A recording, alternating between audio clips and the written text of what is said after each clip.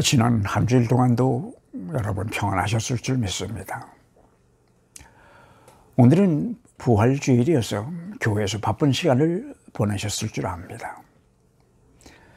그런데 매년 이맘때가 되면 되새기게 되는 이야기가 하나 있습니다. 막달라 마리아의 이야기입니다. 그녀는 예수께서 십자가에서 처형된 후 아마도 슬픈 마음을 달래볼 생각으로 안식일이 지난 다음 날 예수의 시신을 안치해 두었던 무덤을 찾아갔을 것입니다. 그때 마리아는 무덤을 막고 있던 돌이 이미 옮겨져 있는 것을 보고는 급히 베드로를 찾아가서 이 사실을 알렸습니다. 그랬더니 베드로는 다른 예수의 제자와 함께 무덤으로 달려가 예수의 시체가 없어진 것을 확인하고는 그냥 집으로 돌아갔다고 했습니다. 그러나 마리아는 남아있는 미련 때문이었는지 홀로 동산에 남아서 울고 있었습니다. 그때 마리아는 부활한 예수를 만나게 되는데 예수께서 자기 옆에 서서 자기와 대화를 나누고 있는데도 그가 예수인 줄을 마리아는 알아보지 못했다고 했습니다. 그러다 예수께서 마리아야 하고 자기의 이름을 부르니 그때서야 그가 예수인 줄을 알아보았다는 것이 요한복음 20장에 기록되어 있는 부활절 이야기입니다. 그런데 저는 오래전에 아는 분에게서 재미있는 이야기 하나를 이메일로 받았습니다. 추운 겨울 아침 출근 시간에 미국의 워싱턴 DC에 있는 메트로 지하철역 앞에서 있었던 일이라고 했습니다. 앞에 체형이 달린 야구 선수들이 쓰는 모자를 깊이 눌러쓰고 바이올린을 연주하는 중년의 신사 이야기였습니다. 그때 그는 거기서 바흐의 작품 중 6곡을 45분 동안 연주했다고 했습니다. 그가 연주하는 동안에 1000여 명에 가까운 사람들이 그 앞을 지나갔습니다. 그때는 마침 아침 출근 시간이어서 대개는 걸음을 재촉하는 사람들이었습니다. 그가 연주를 시작한 지 한 3분이 지났을까 할 때였습니다. 한 중년의 남자가 가던 길을 잠깐 멈추더니 한 2, 3초 동안 그 앞에서 머뭇거리다 가던 길을 가버렸습니다. 그리고는 또 1분이 지났을까 할 때였습니다. 한 여인이 지나가면서 1불짜리 동전을 던져주고는 군중 속으로 사라져버렸습니다.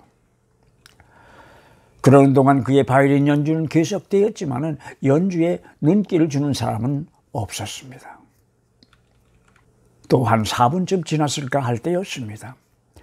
자기 어머니 손에 매달려서 그 앞을 지나가던 3살쯤 되어 보이는 사내한 녀석이 그 앞에 발걸음을 멈추었습니다. 그런데 그 아이의 어머니가 손을 잡아당기며 끄는 바람에 그냥 끌려갔지만 그 아이는 계속 고개를 돌려 시야에서 그 바이올린 연주자가 사라질 때까지 눈을 떼지 못했습니다. 그가 바흐의 곡을 6이나 연주하는 동안 6명 정도가 잠시 그 앞에 머물러 서서 관심을 보였고 20명이 넘는 사람들이 걸어가면서 빈 바이올린 통 속에 동전을 던졌는데 그 총 액수가 32불 17센트였다고 했습니다. 이 이야기는 2007년 1월 12일 금요일 아침에 실제로 있었던 일이었고 그 바이올린 연주자는 세계적으로 유명한 바이올리니스트 조슈아 벨이라는 사람이었다고 했습니다. 이틀 전에는 보스턴에서 그의 독주회가 있었는데 100분이 넘는 표가 모두 매진되었었다고 했습니다. 그리고 그날 아침에 연주했던 그의 바이올린은 1713년 스트라바리우스라고 하는 거장이 만든 수제품이었다고 했습니다.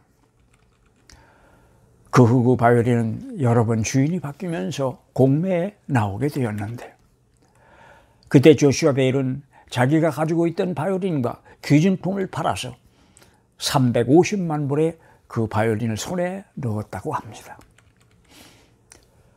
추운 겨울 아침 워싱턴의 메트로 지하철역 앞에서 조슈아가 연주했던 바이올린이 바로 그 바이올린이었습니다.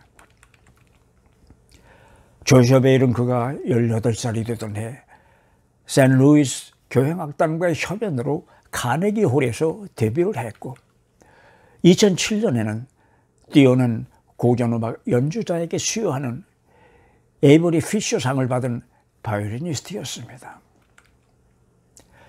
조슈아 베일의 거리악사 행각은 일상생활에서 사람들이 무엇을 좋아하고 중요하게 생각하며 또 그 인지도가 얼마나 되는지를 연구하기 위하여 미국의 워싱턴 포스트지가 주관했던 프로젝트 중에 하나였다고 했습니다.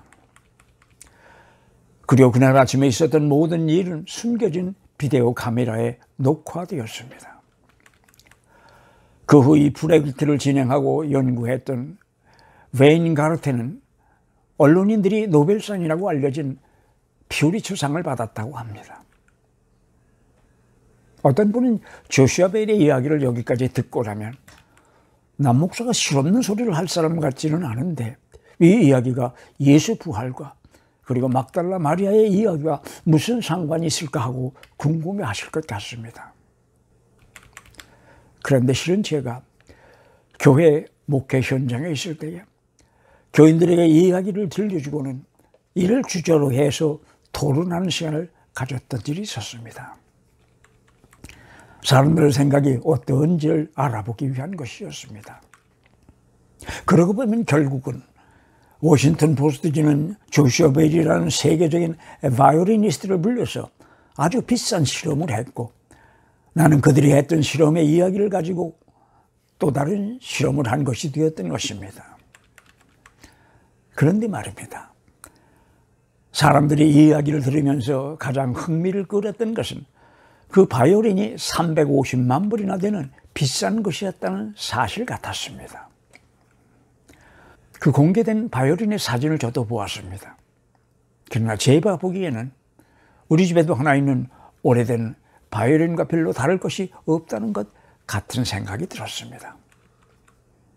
그런데 사람들은 그 큰 돈 이야기가 나오니까 관심의 심도가 갑자기 달라지는 것 같았습니다.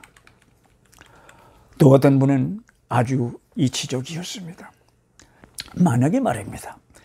그런 일이 일요일 오후와 같은 한적한 시간에 멜번의 로얄 보타닉 가든과 같은 곳에서 있었다면 사람들의 반응은 다르지 않았겠느냐 하는 것이었습니다.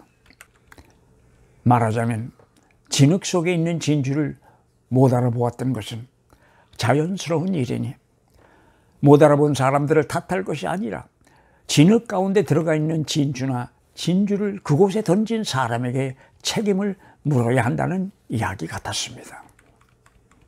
또 어떤 사람은 세계 큰 도시가 다 그렇듯이 그저 스스로 중요하다고 믿는 법률하는 사람들과 콧대 높은 관리들이 사는 곳이니 세계적인 바이올리니스트가 비싼 악기로 연주를 한들 그가 거리의 악사인데 그에게서 그 이상의 무엇을 바라겠느냐면서 세상 돌아가는 것을 걱정하기도 했습니다.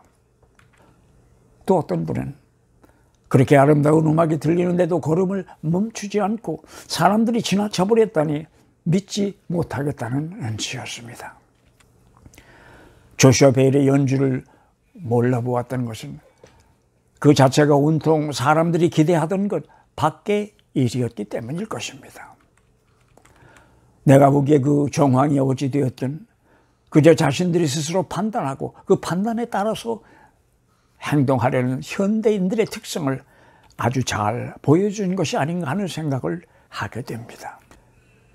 그래서 그날 그 워싱턴 메트로 지하철역 앞을 지나던 사람들도 늘 그냥 그랬던 것처럼 이루 없는 어느 거리의 악사가 구걸하는 것으로 생각하고 들리는 음악에는 관심도 없이 그냥 지나쳐 버렸을 것입니다.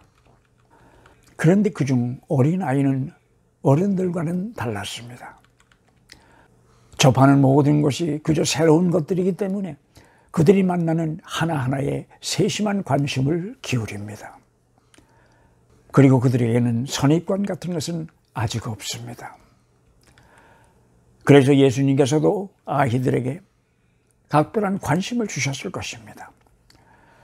그날 부활하신 예수께서 마리아를 처음 만났을 때도 마리아가 갖고 있는 예수는 시체가 된 죽은 예수였고 그녀의 생각은 거기에서 떠나지를 못했습니다. 그래서 그는 결국 부활한 예수를 정작 만났을 때에도 그를 알아보지 못했던 것입니다.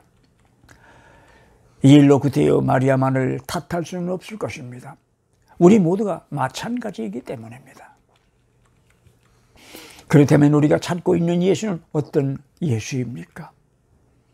너나 할 것 없이 그래도 교회를 다닌 사람들이라면 어릴 때부터 들어온 목사님들의 설교나 성경 공부나 그리고 특별한 집회를 주관하시던 이름 있는 강사님들을 통하여 나름대로 마음속에 그리워 있는 예수님의 상이 형성되어 있을 것입니다.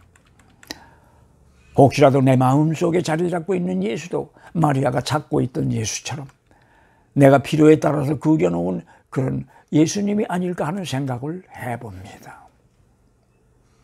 왜냐하면 나는 결코 내가 만든 그런 예수의 상을 내 마음속에 모시고 있는 한 부활한 예수는 만날 수가 없을 것이기 때문입니다.